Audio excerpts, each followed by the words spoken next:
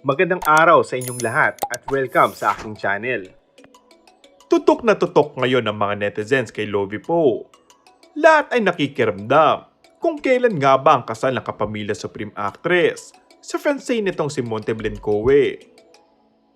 May mga ilang detalye na lumabas pero nakiusap nga si Lovie na hayaan sila ni Monty na mag-announce at mag-share sa lahat ng tungkol doon. May mga ilang celebrity na imbitado at a-attend sa kasal ng dalawa na nakita sa listahan kung sino-sino sila.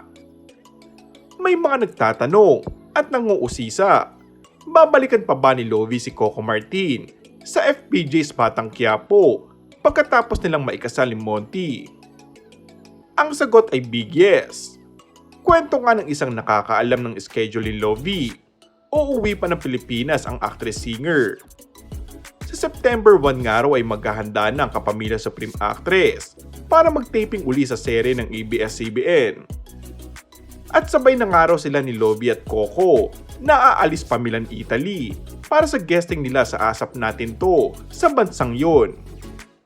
Ang balita pa nga, nag-iisip daw ang mga taga-FPJ's Batang Quiapo na mag-taping ng ilang eksena ni na Lovie at Coco sa Milan. Samantala, bumalik man si Lovie sa Batang Quiapo, ay tuloy pa rin umano ang pagpasok ng bagong karakter sa serye. Isang kilalang aktres at malaki umano ang magiging papel nito na magpapabago ng takbo ng istorya ng programa. And that's all for our today's video. Kung bago ka lang sa aking channel ay mag-subscribe at pindutin na rin ang notification bell. Maraming salamat!